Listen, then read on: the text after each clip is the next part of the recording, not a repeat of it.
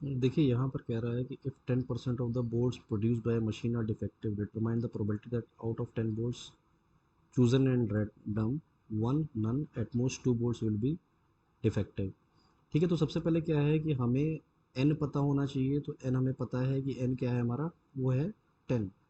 ठीक है, उसके बाद हमें क्या पता होना चाहिए कि हमें ये पता होना चाहिए पी और क्यू क्या है। तो जो डिफेक्टिव बोर्ड्स हैं वही हमारी प्रोबेबिलिटी है, तो 10% डिफेक्टिव है क्योंकि। ठीक है, तो 10/100 हो गया, 1/10 क्या हो गया, पी हो गया। उसी तरह से क्यू क्या हो जाएगा, क्यू हो जाएगा 1 - 1/10, वो हो गया 9/10। ठीक है, अब देखिए सबसे पहले क्या कह रहा है कि वन बोल्ट डिफेक्टिव हो, यानी कि जो आर है उसकी वैल्यू क्या दे देनी है, 1 दे देनी है।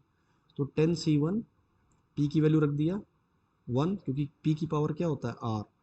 ठीक है, तो पी की पावर क्या हो गया, 1। पी हमारा कितना था, 1/10, तो यहाँ पे हमने 1/10 लिख दिया। उसी तरह से यहाँ पे क्यू की वैल्यू लिख दिया हमने 9/10, और ये n माइनस आर हो गया, 10 - 1 हो गया। ठीक है, और इसको सॉल्व कर दिया तो ये आ गया। इसी तरह से अगर नन की बात करेंगे तो क्या हो जाएगा, P0 निकालना रहेगा। ठीक है, तो R की वैल्यू हम 0 दे देंगे। ठीक, और हमारा इस तरह से आपका सोल्यूशन आ जाएगा 0.3486। ठीक है, एक बात और, जब हम कहते हैं कि एटमोस्ट में बड़ा ध्यान देना पड़ता है। एटमोस्ट अगर कह रहे हैं तो जो भी नंबर कह रहे हैं, जैसे 2 कह रहे हैं, एटमोस्ट 2, तो यानी कि 0 से लेकर के 2 तक के आपको सारी वैल्यूज़ को ऐड करना पड़ेगा, P0 + P1 + P2। ठीक है, तो अब आप क्या करेंगे, आपने P0 निकाला हुआ है ऑलरेडी। ठीक है, और P1 भी निकाला हुआ है आपने। ठीक, P2 और निकाल लिया जाए तो P2 हमने इस तरह से निकाल लिया। ठीक, जैसा कि हमने P0 P1 निकाला था, P2 निकाल लिया, और उसकी वैल्यू को, तीनों वैल्यू को हमने रख दिया, ऐड कर दिया। ऐड करने पर हमारा ये रिज़ल्ट आ गया। यही हमारा बायनोमियल डिस्ट्रीब्यूशन का एक बढ़िया सा प्रॉब्लम हो गया। ठीक है,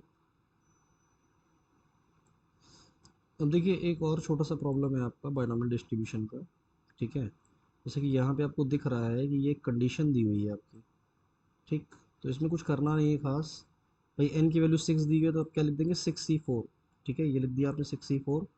ठीक है, तो p की पावर 4 हो गया, q की पावर 2 हो गया। ठीक, बस इसी को आप जो है लिख करके, और आप ये बात जानते हैं कि p+q 1 होता है, थोड़ा सा इसका यूज़ करेंगे।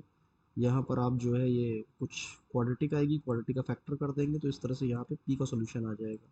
अब चूंकि आपसे इसमें कह रहा है कि x बराबर 1 पे वैल्यू बताइए, तो आपको पता है कि r की वैल्यू 1 दे दिया है, p आपने निकाला था ये, q क्या हो जाएगा, क्योंकि p+q क्या होता है, 1 होता है।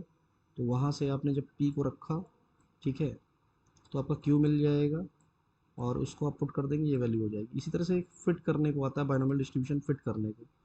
ठीक है, देखिए जो फिट करने का क्वेश्चन आएगा, तो फिट करने वाले क्वेश्चन में क्या कहेगा कि कुछ x की वैल्यू दी होगी और f की वैल्यू दी हुई होगी। ठीक है, तो अब आप एक बात समझ रहे हैं कि भाई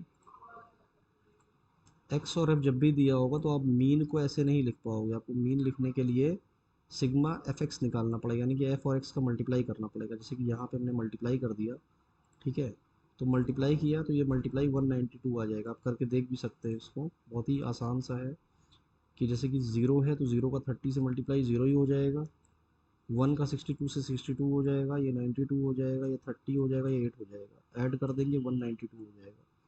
ठीक है, तो 192 और सिग्मा एफ कितना आ रहा है, फ्रिक्वेंसी का सम आ रहा है 150।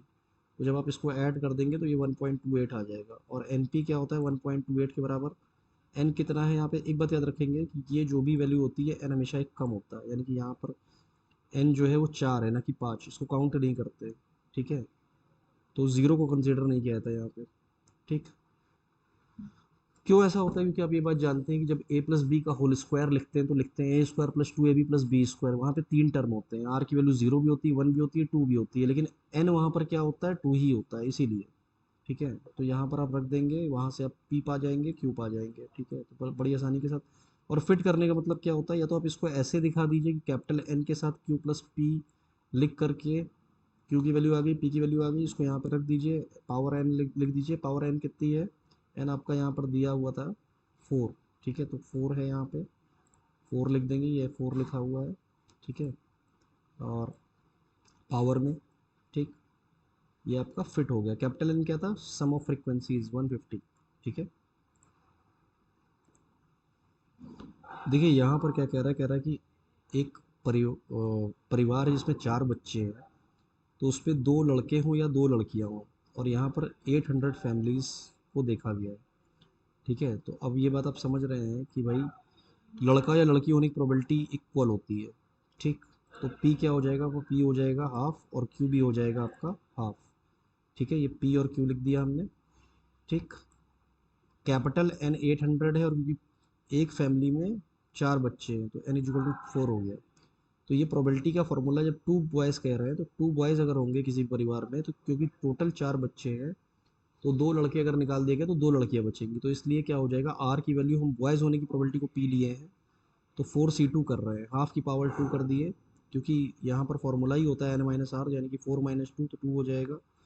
और क्योंकि ये जो चीज़ आ रही है ये एक परिवार के लिए आ रही है यहाँ पे, जबकि 800 फैमिली का सर्वे किया गया है, तो 800 से कैपिटल एन से मल्टीप्लाई कर देंगे टोटल प्रोबेबिलिटी निकालने के लिए। ये कुछ इस तरह से बात हो रही है कि capital N into N C R P की पावर आर क्यू की पावर एन माइनस आर।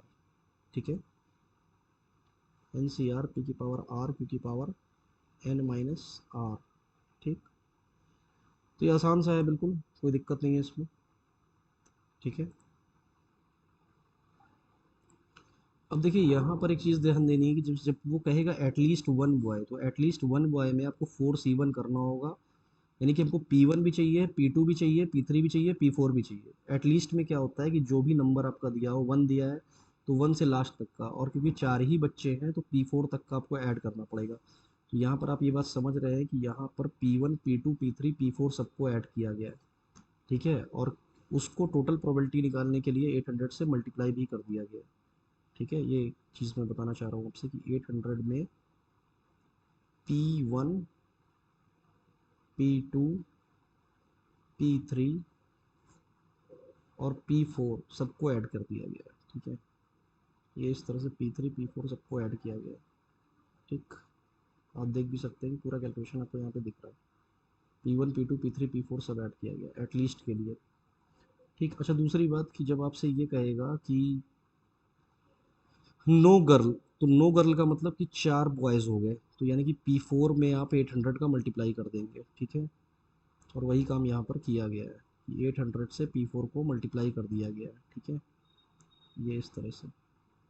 ठीक, ये 800 में P4 का मल्टीप्लाई कर दिया गया है। ठीक है, इसी तरह से मैनी मोर प्रॉब्लम्स होते हैं। ये भी कुछ एक अच्छा प्रॉब्लम है कि 6 डाइज में 729 टाइम्स आया। ठीक है, 5 और 6 आने की प्रोबेबिलिटी, तो फेवरेबल क्या हो गया, 2 इवेंट हो गए 5 और 6, तो प्रोबेबिलिटी कैसे आ गया 1/3। तो सिंपल सा क्वेश्चन है, आप कर सकते हैं। ठीक है।